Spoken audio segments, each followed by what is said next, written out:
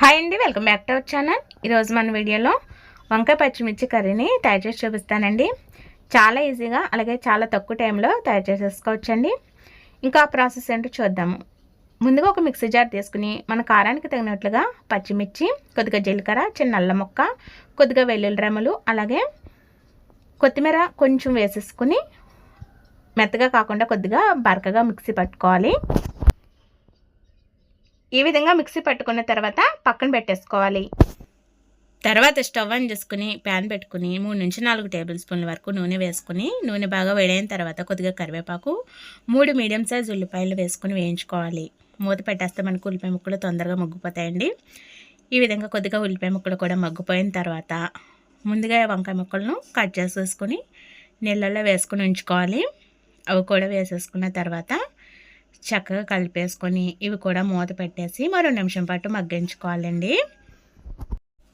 వంకాయ ముక్కలు కూడా కొద్దిగా మగ్గిపోయిన తర్వాత మనం ముందుగా ప్రిపేర్ చేసుకున్నాం కదండి, ఆ పేస్ట్ని అయితే యాడ్ చేసేసుకోవాలి. ఈ విధంగా లైట్గా వేయించుకుంటే సరిపోతుందండి. వంకాయ ముక్కలు వేయించేసుకున్న తర్వాత ఇప్పుడైతే మనం మసాలాను వేసుకుందాము. పచ్చిమిర్చి మసాలా ఉంది కదండి, అది యాడ్ చేసేసుకుని ఒకసారి కలిపేసుకుందాము. ఇక్కడ కారాన్ని అయితే అస్సలు యూజ్ చేయకూడదండి, మనం పచ్చిమిర్చితోటే కర్రీని ప్రిపేర్ చేస్తున్నాము.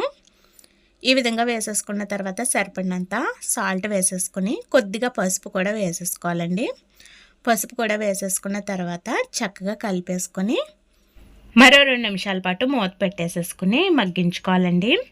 తర్వాత మనం మూత తీసేసి కొద్దిగా ఒక చిన్న గ్లాస్ వరకు నీళ్ళని పోసేసుకొని అది కూడా చక్కగా కలిపేసుకొని మరో నిమిషం పాటు ఉడికించుకోవాలి. మనకు అంతగా టైం లేదనుకున్నప్పుడు ఈ కర్రీని ఒకసారి ప్రిపేర్ చేసి చూడండి, చాలా చక్కగా తయారైపోతుంది. అలాగే టేస్ట్ కూడా చాలా బాగుంటుందండి.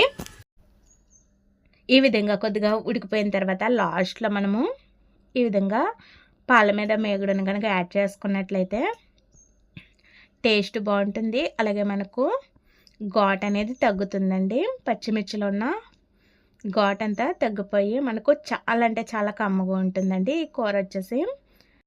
ఇంకా పాల మేగడను కూడా వేసేసుకొని చక్కగా కలిపేసుకొని మరో నిమిషం పాటు అలా ఉంచేసుకొని స్టవ్ ఆఫ్ చేసేసుకుంటే మనకు చాలా అంటే చాలా తక్కువ టైంలో ఎంతో రుచికరంగా ఉండే వంకాయ పచ్చిమిర్చి కర్రీ అయితే తయారైపోయినట్లేనండి.